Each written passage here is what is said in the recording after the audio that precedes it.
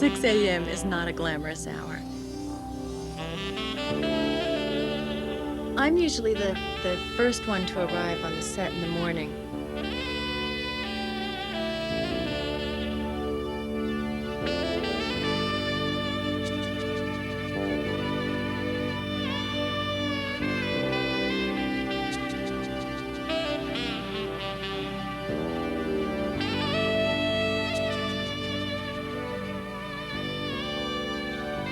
I'm not exactly a morning person, so when I get there, I'm pretty tired. But when you do have the makeup on, and your hair's all done, and you get to wear some beautiful dresses, no matter how tired you are, you really do start to feel glamorous.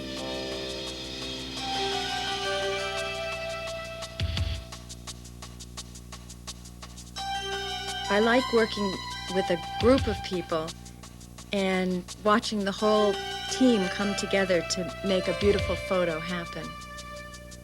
And that's the main thing that I like about modeling.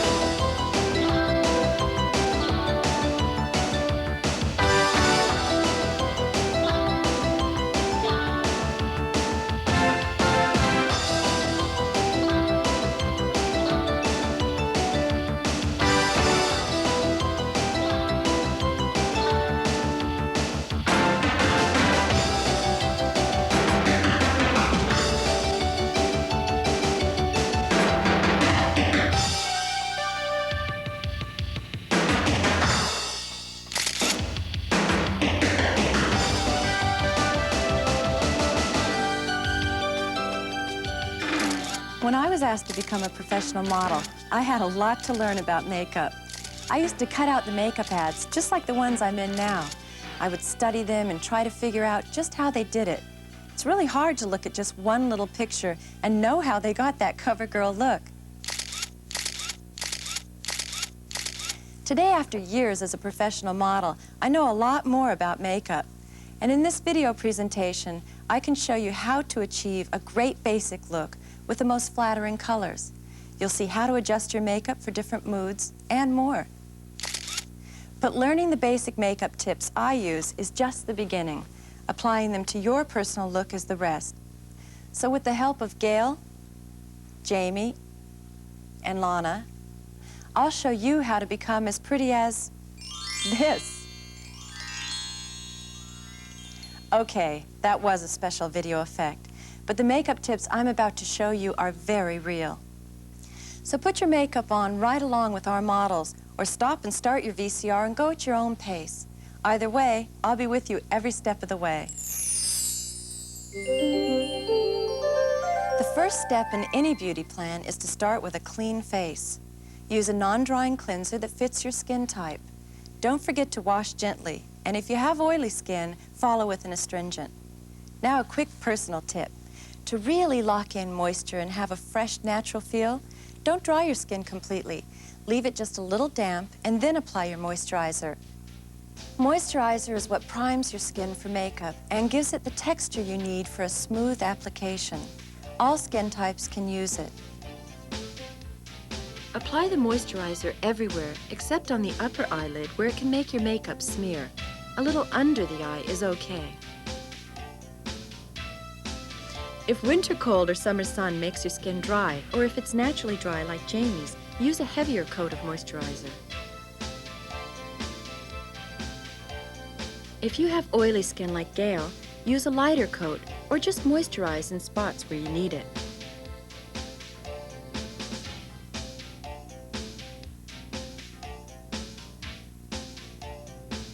Here's a checklist for cleansing and moisturizing. Wash gently with a non-drying cleanser suited to your skin. And if you have oily skin, follow with an astringent. And finally, don't dry your face too thoroughly. Apply your moisturizer to damp skin. The first makeup you'll apply is foundation or base, which is the background color for the rest of your makeup. What does foundation do? A lot. It evens out skin tone and gives your face a flawless, smooth finish. Besides that, it helps protect your skin and helps your other makeup wear longer. You'll have a lot of choices to make in foundation, so here's how to choose what's right for you.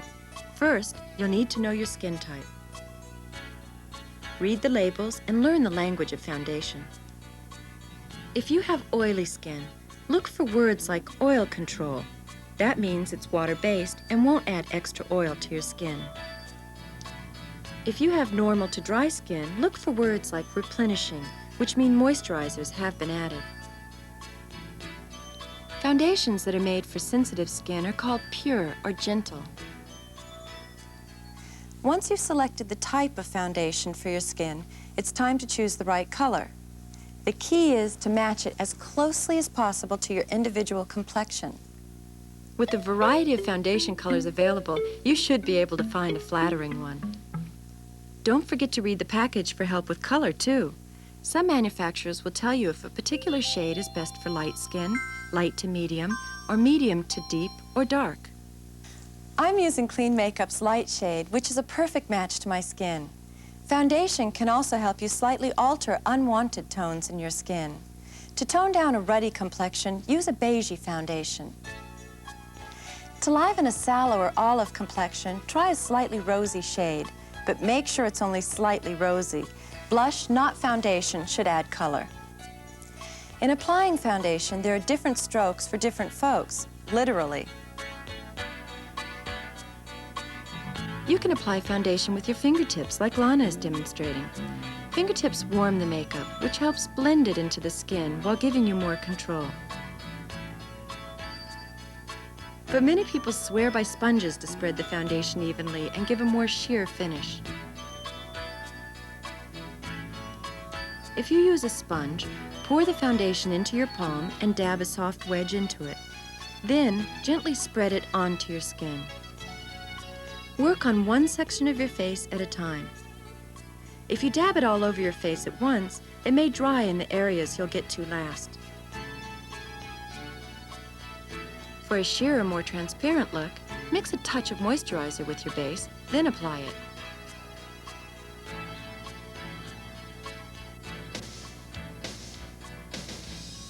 You'll notice the girls have been applying their foundation in gentle upward strokes. But they'll finish the process in gentle downward strokes for a smoother, more even finish.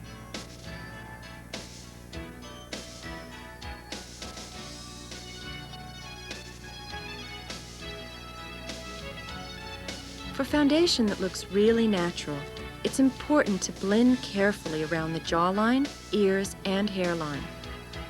This part of your makeup routine is well worth the time. If you want a fresh, natural look, blending is absolutely vital. Here's your checklist for choosing and applying your foundation. First, choose the foundation for your skin type, normal, dry, or oily. Then match foundation color to your complexion. Don't forget to read the package. Liven olive and sallow skin tones with a rosy shade. Tone down ruddy skin with a beige shade. Apply foundation with upward strokes, then finish off with downward strokes. And blend well around the jawline, ears, and hairline. One final note on foundation. A light touch is better. You want a clean, fresh, natural look, not a pasty, cakey one. Once the foundation is blended, you're ready to apply concealer. Now, some people use concealer before foundation, but the finished results are easier to check if you use it after. Concealer is specially formulated to help cover blemishes and tiny flaws, or to hide dark circles under your eyes. Concealer comes in lots of different forms: sticks, wands, and creams. Use the one most comfortable for you. To hide a blemish or tiny flaw, match concealer to your foundation color. Dot it on, then pat with your fingers to blend it in. Be careful not to over-conceal, or you might call attention to the blemish you're trying to hide. For even better blending and to set the concealer, try a dot of powder. Concealer is also great for hiding dark circles under your eyes, which can appear and disappear from day to day. Use a shade a bit lighter than your base. Dot the concealer under the eye and blend it very gently. Never pull, tug, or rub the skin under your eye. It's much too delicate. But be careful. A shade that's too white will highlight your dark circles and make you look more like a raccoon than a fashion model. Okay, here's your checklist for concealer. To hide blemishes and tiny flaws, match concealer to your complexion. Pat with your fingertips to blend it in. Don't over-conceal and bring attention to what you'd rather hide. To hide dark circles, try concealer that's slightly lighter than your skin tone. But be careful of getting a raccoon look with a shade that's too white. Modeling, you learn to deal with all kinds of makeup.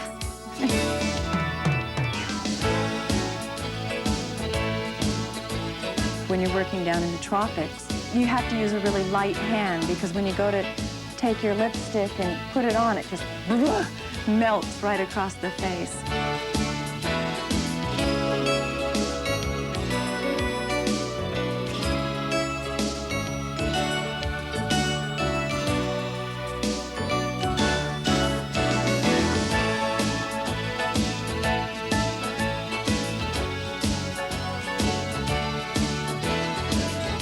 Another time I was doing a modeling job up in Alaska.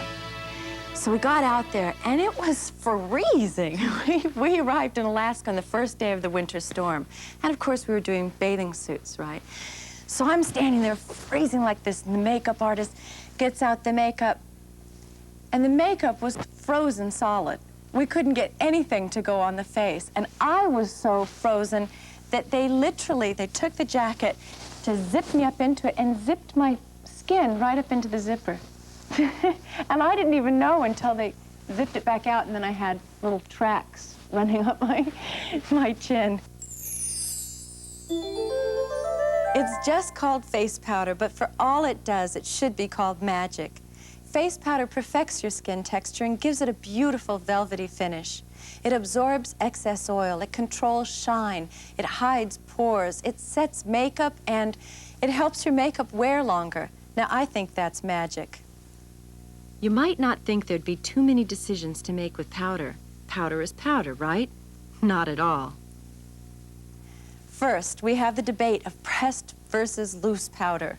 Loose powder is lighter in texture, so it blends a little better. The pressed powder compact, on the other hand, is ideal to use on the go.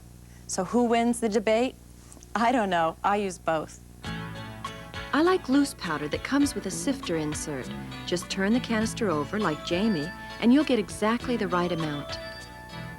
A big, fluffy brush is easy to use. Dip it into the powder and tap or blow the excess off. Then sweep the powder all over, making sure you don't miss the places which get the shiniest. Now, color versus translucent. For a little extra coverage, use a shaded powder.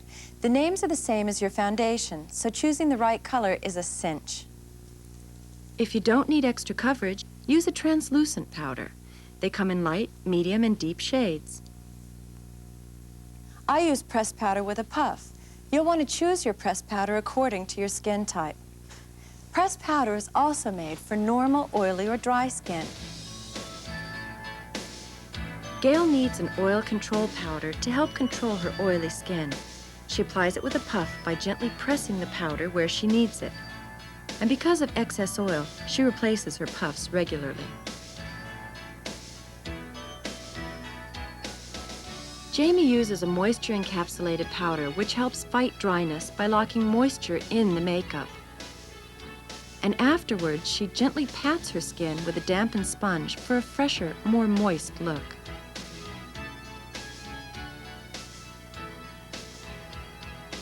If you like using a brush, like Lana, be sure to apply the powder in downward strokes, then flick the excess away. There, the makeup is set. Now your face powder checklist. Use powder to set your makeup, control shine, and give you a flawless finish. Use shaded powder for extra coverage. Choose pressed powder according to skin types, oily, normal, or dry. If you have oily skin, replace puffs regularly. And whether you use a brush or a puff, flick the excess powder off your face in downward strokes. I leave most of the decisions to the experts who coordinate hair, wardrobe, and accessories. But I do like to have some input into the final selections.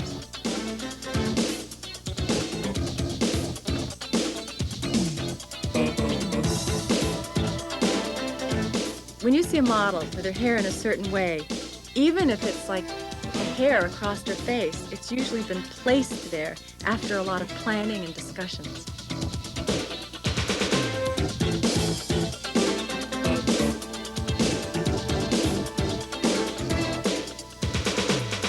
A tremendous amount of preparation goes into every modeling session. Everybody on the set is an expert and usually a perfectionist.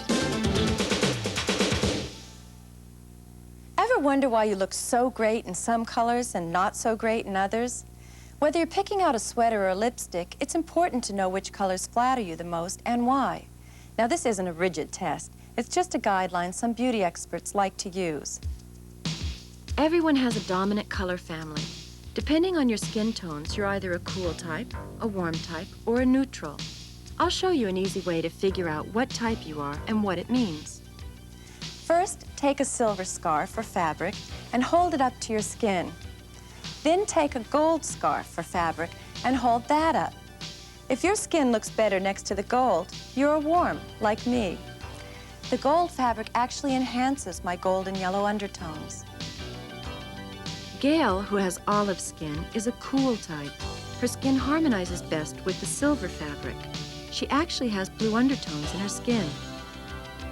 Other cools include skin that might be described as pinkish or ruddy. If you think your skin harmonizes with both silver and gold, it means you're a neutral, like Jamie, who has peachy skin. All skin tones, no matter how deep, have a dominant color family. Lana, whose skin harmonizes best with the gold fabric, is a warm, like me. As you'll see later, Lana and I will look best in eye, lip, and blush colors from the same color families. Skin tones are the most important when figuring out your dominant family, but of course, hair and eye color also have an influence. Although you might not fit into a category exactly, here's a breakdown of cools, warms, and neutrals. Warm hair colors are usually brown, dark brown, honey, or light blonde. Warm eye colors usually include golden brown, brown, green, and blue. Cool hair colors include ash blonde, auburn, black like Gail's, or dark brown. Cool eyes are usually blue, gray, violet, and dark brown.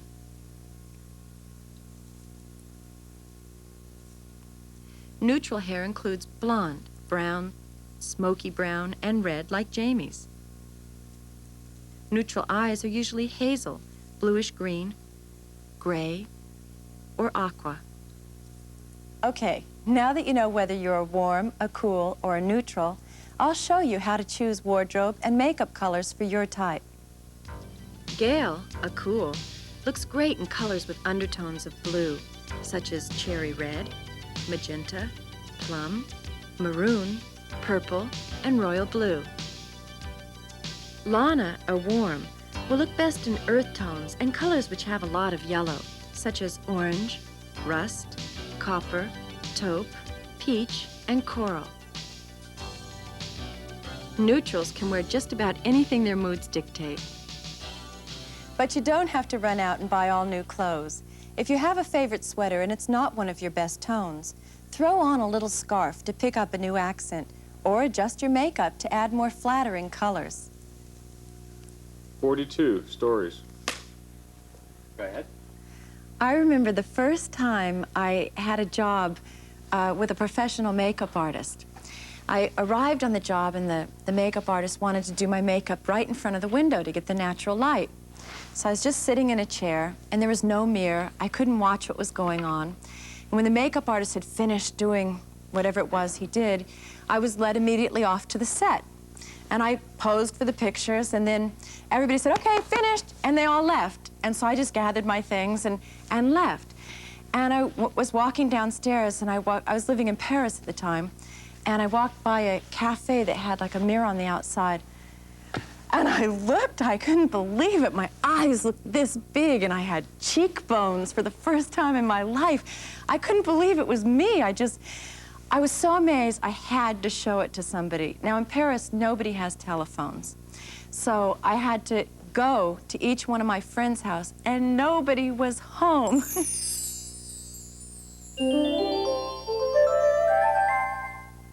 Early in my career, I had a different makeup artist for every photo session, and each one did something a little different.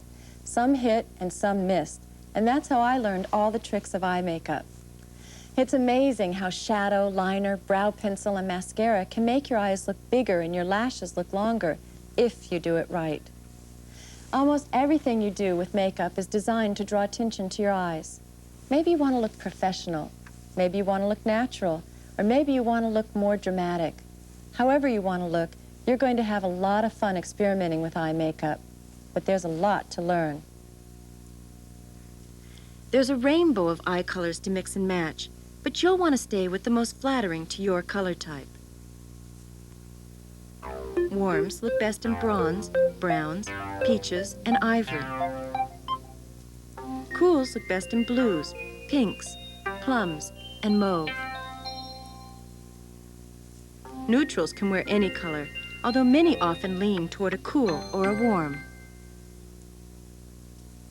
Eye makeup should never match your eye color exactly. Because of my blue eyes, I avoid using bright blue shadow or bright blue liner, which overpowers and washes out my natural color.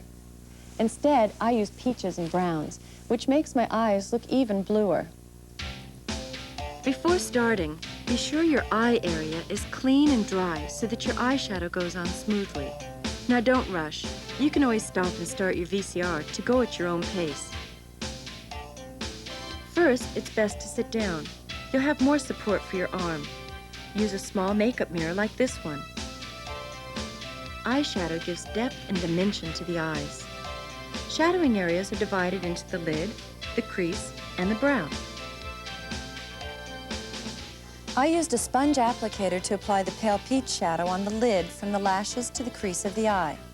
The sponge allows for more control and definition. Then I applied a brown shadow along the crease or socket line to give my eyes more depth. Finally, I finished with a highlighter along the top. I blended the colors together with a brush to avoid a harsh line. Shadow can give you many different effects. It can even change the proportion of your eyes. Watch how we color and contour the eyes of our three models. Gail contours with a deep blue eyeshadow to make her round eyes look more almond-shaped. With a sponge applicator, she blends the shadow out about 1/8 of an inch beyond the eyelid. She finishes with a lighter pink shade on the inner eyelid.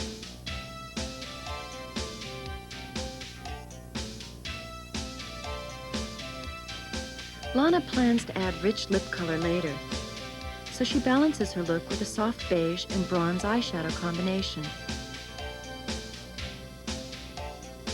By applying the light beige shadow to the inner half of the lid and the darker bronze shadow to the outer lid with just a touch under the outer half of the lower lashes, Lana gives the illusion of wider set eyes. Lana has used her beige and bronze shadows to dramatize her beautiful brown eyes in a natural way. Now here's a quick checklist of what shadow can do for you. Select your eye makeup colors for warm, cool, or neutral. To help balance round eyes, bring the shadow 1/8 of an inch out beyond the lid. To widen close-set eyes, use light shadow on the inner part of the eye and blend with darker shadow on the outer part of the eye. Once you've blended the shadow to your satisfaction, stand back and recheck the balance of shadows in both eyes. You might decide to add a little of this, a little of that, or a little less of this. When everything looks the way you like it, it's time for eyeliner. You may not realize it, but we're in the middle of an eyeliner revolution. Today we still have the traditional brown and black liners, but we also have a spectrum of fashion colors to complement our shadows and add to our makeup wardrobe. Eyeliner is what helps define the eye and give it extra sharpness. Using it can be great fun, especially if you start with one of my favorite makeup tricks. Before sharpening the pencil, I put my eyeliner pencil in the refrigerator about 5 minutes. It helps you get a super sharp pencil tip so you can draw a fine line, not one that looks too thick or heavy. It really makes a difference. Use short strokes rather than a single line for a more natural look, like Gail, who's using a cobalt blue liner. Line from corner to corner on the upper lid, and then under the lower lashes from the outside corner to the middle of your eye.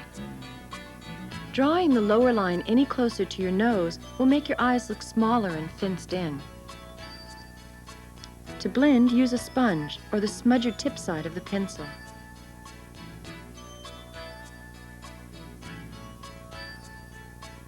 Jamie widens her eyes by widening her liner at the outer edge of the eye. To make your eyes look really big, start your liner over the center of the eye. Jamie is using a neutral taupe color to further define her eyes. Lana uses a liquid liner for finer precision. She wants to get her liner right to the lash line. With liquid liner, it's best to start in the center and draw out, then fill in the inner corner. Don't draw a harsh line. It's more natural to use liquid liner to fill the tiny spaces between your lashes. Use liner from corner to corner on the upper lid and under the lashes from the outside corner to the middle of the eye. Apply pencil line in short, feathery strokes, then smudge. Use liquid liner for more precision. Start in the center, work out, then fill in the inner corner. Widen the liner at the outer edge to balance close-set eyes, and close the line for wide-set eyes. One last note about shadows and liners. Start with the shades that flatter your eye color, then tie in your wardrobe. Be creative and experiment with different shades, but be gentle with your eyes. Use eye makeup remover and don't pull or tug at your eyes. And don't try to learn everything at once. I'm still experimenting. Mascara lengthens lashes and defines your eyes and makes them look a whole lot bigger and a lot more beautiful. Some people don't feel dressed until their mascara is on. There are many different types of mascara. The one you choose will depend on your lashes, your look, and your lifestyle. If you have skimpy lashes, try mascara that thickens. If you have short lashes, try mascara that lengthens. If you're planning to go to the beach, you'll want to wear waterproof mascara, which needs to be taken off with remover. If you have sensitive eyes or wear contact lenses, use a mascara that's irritant-free. I'm using professional mascara. I like the way the curved brush gets every lash, even the ones in the corners. If you curl your lashes, do it before you apply mascara so the lashes won't stick on the eyelash curler. Slip the curler over the lashes and with a gentle but firm hold, make several short squeezes, but not too hard. Now you're ready for mascara. Start at the base and twirl up as you go up the lashes. I use black mascara, but for a softer, more natural look, or if you have very light coloring, use brown, not black. For extra coverage at the base of the lashes, place the wand there and wiggle it back and forth a few times before sweeping out to the tip.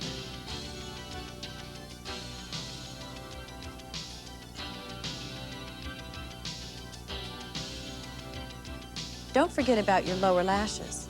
I like to wear just the slightest coat, not for thickening, but for tinting my lower lashes. For a fun fashion accent, try a touch of blue mascara, just at the tip, like Gail.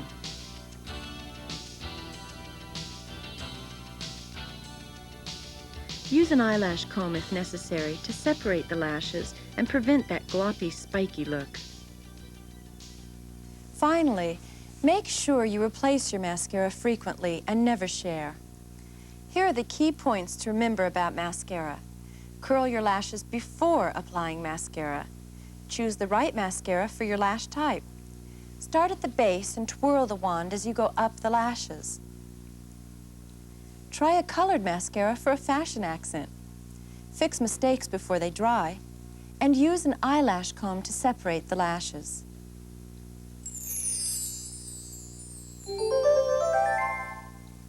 The final step to having beautiful eyes is framing them with your eyebrows. Make the most of the brows you have. A natural brow looks great, so don't over-tweeze or harden the brow with a pencil. And if you need to fill in, choose a brow pencil that blends with your hair color. Now here's a guideline for a classic shape. Brows should start just over the inner corner of your eye. The highest point of the arch should fall at the outer edge of the color part of the eye. To figure out how far your eyebrow should extend, draw an imaginary line from the inner corner of your nose to the outer corner of your eye and take it up to your eyebrow level. This is where your eyebrow should end. Most of the time, all I do is brush my brows up and out in the direction they grow. But basically, a tweezer and an eyebrow pencil will give you any shape you want. Jamie helps her close-set eyes look further apart by starting the brow about 1/8 of an inch from the inner corner of her eyes. She will also move the arch out further. Then the brow will be extended 1/8 of an inch further too. After tweezing a few unwanted stray hairs, Jamie uses a soft brown pencil to fill in the shape she desires. Short feather strokes blended in with a brow brush look the most natural.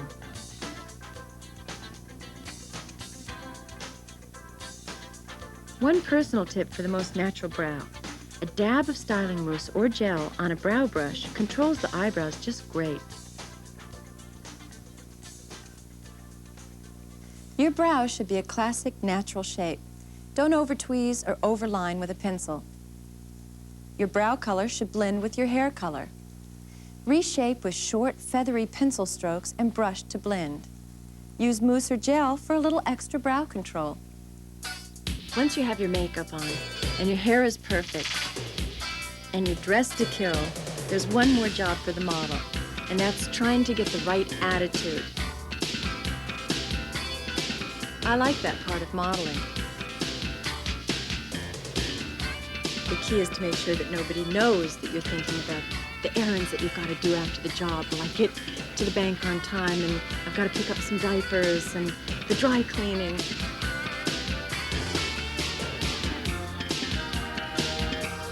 But like I said, the key is to make sure that nobody knows that that's what you're thinking about.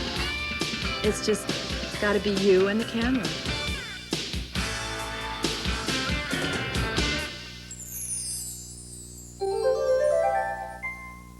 Your lipstick conditions and protects your lips, but most of all, it enhances and emphasizes your mouth. Just how much depends on the intensity of the color you choose. Your choice of lip color will depend on what you're wearing, but you should keep in mind the tones which flatter warms, cools, and neutrals. Cools, like Gail, look great in colors like wines, plums, cherry reds, raspberry, mauves, and rosewood. Cools with lighter coloring will look better in lighter shades like pink. Today I'm wearing peach lip color, a great shade for warms. Other flattering shades for warms include apricot, coral, copper, and other earthy colors. Deep-skinned warms like Lana look best in deeper lip colors, like russet, copper, bronze, and coffee. Today, Lana has selected bronze. Jamie, a neutral, can wear lip colors from both cool and warm families, but today she's wearing a soft peach. You might need a little practice, but applying your lip color is pretty easy. With a new tube, never swivel above ½ inch to prevent breakage. And when you're ready, just follow the natural lip line.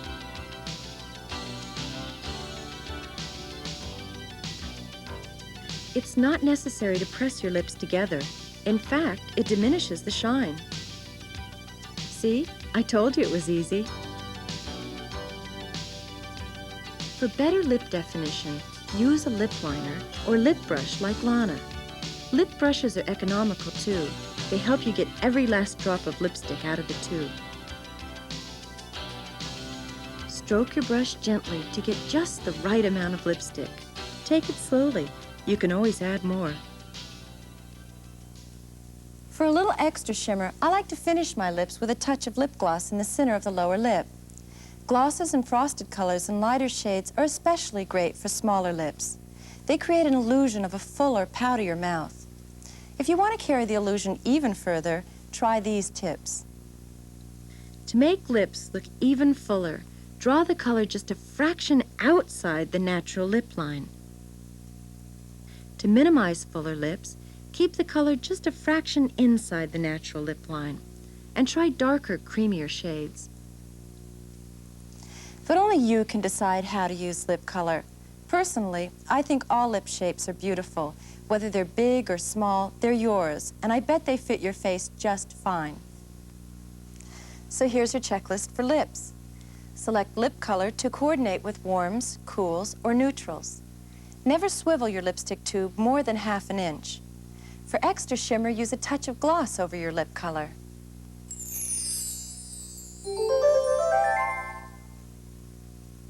When I first started modeling, my face was a lot rounder, and when I'd arrive at a photo session, I'd walk in and say, "Cheekbones, please." Sure enough, out came the blush. Blush gives your cheeks color, while it shapes and enhances your bone structure. Blush adds a lot as long as you coordinate it with your lip color, as I have with my medium peach blush today. So if you're a warm, you'll be coordinating a blush that's peach, bronze, honey, or coral. If you're a cool, you'll be coordinating a blush that's pink, rose, or plum. Neutrals can select from either group, depending on the lip color choice. Now here's how to use blush for your individual look. Rub the brush across the powder, then tap it to shake off any excess. Basic blush is used more to add color than to accent bone structure. Watch how Gail smiles, then applies her blush to the cheek apples in upward strokes, right where the sun would give her natural color. I use my blush along the natural line of my cheekbone here. Then I blend it near the temple. You should never bring the blush closer than 1 finger's width to the nose or 1 inch to the eye. Blush that's too close to the eyes will make them look smaller. After applying the basic blush, step back and check that it's balanced on both cheeks and well blended. If you've applied too much or need more blending, use a sponge to finish it off.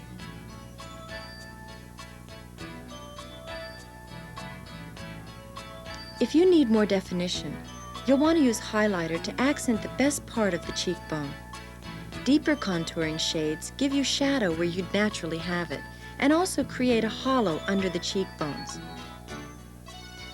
Pre-coordinated kits will ensure your color choices are right. After applying the basic blush, Gail uses a lighter shade, blending along the cheekbone towards the ear. Then she applies a deeper contouring shade in quick dabs in the hollows under her cheekbones.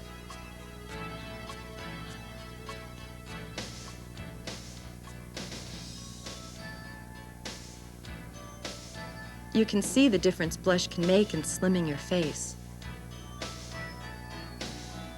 Jamie uses her peach blush to add color and enhance her cheekbones.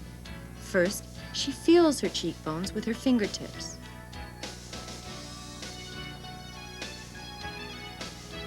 Then, she concentrates the color on the top of the bone, blending up and out towards the top of the ear.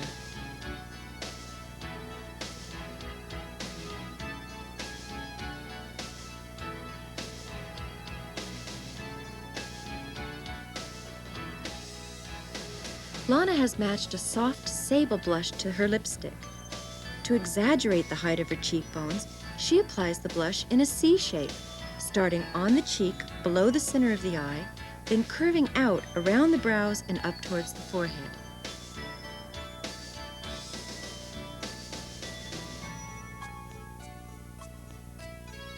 Don't forget to check that the blush is blended. If you've used too much, blend with a dry sponge. Sometimes, when I want an outdoor look, I'll add a hint of blush to everywhere the sun would, across the nose, a little on the forehead, and some on the chin. One quick emergency tip. When you're on the go and caught without your blush, let your lipstick double as a blush. Just make sure you blend it well. Okay, here's your blush checklist.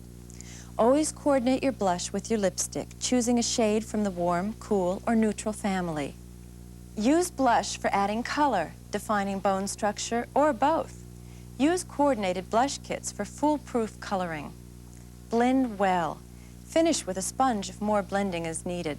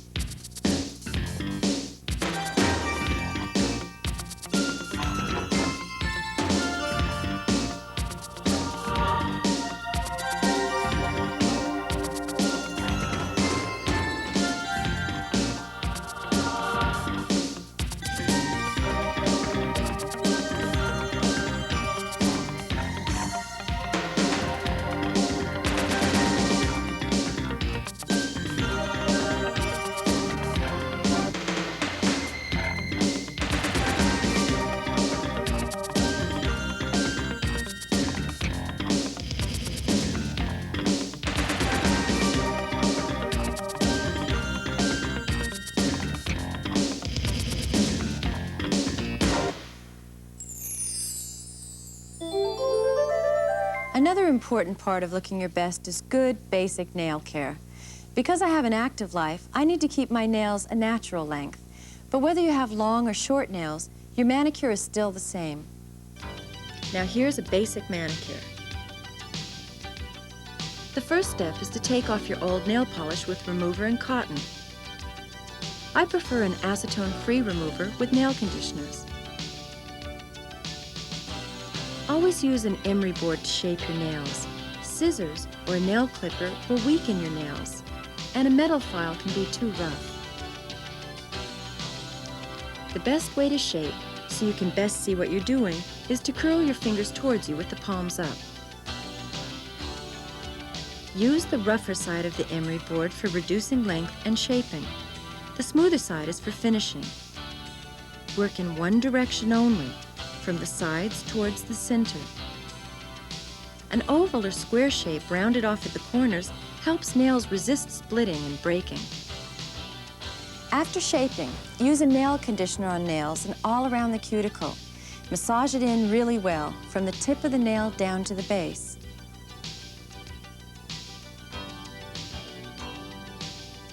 Then, with an orange stick wrapped in cotton, gently push back the cuticles. Never cut the cuticles or use metal tools on them.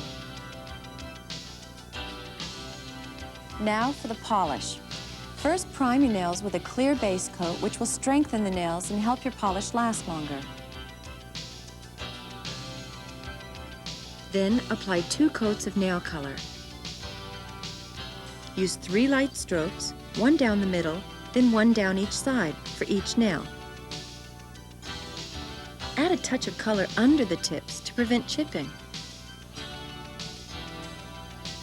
Allow each coat to dry thoroughly before the next, and for longer wear, finish with a clear top coat.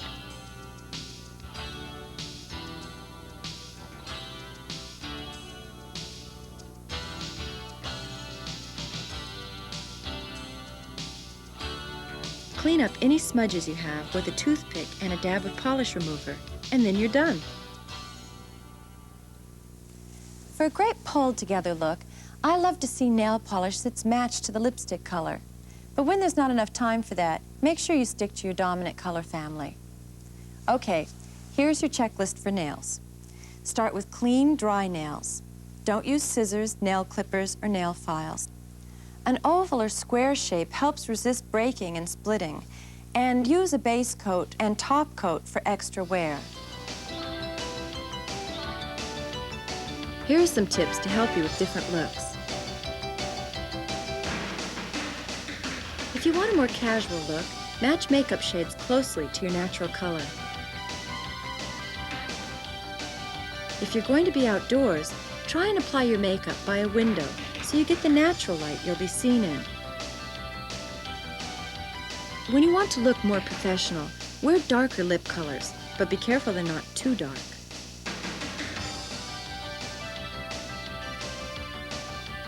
Add a bit more emphasis to your eye color when you know it has to last all day. To go from a day in the office to a night on the town, add a pearly colored shadow right over your daytime shade. Try using a brighter, bolder lip color. Try making a statement by using shades that are very different in depth from your natural coloring. It will bring drama and impact to your evening look. Experiment. Try new things. This is the time to have fun with your makeup.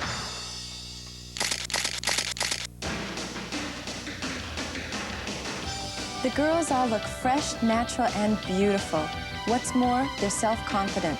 They've learned how to use makeup to accent their prettiest features. That's what learning about makeup will do for you, too. It may take a few tries to get the hang of it, but once you do, putting on your makeup should only take 10 or 15 minutes. So practice putting on makeup with these basic tips and experiment, too. And maybe one day, I'll see you on the cover.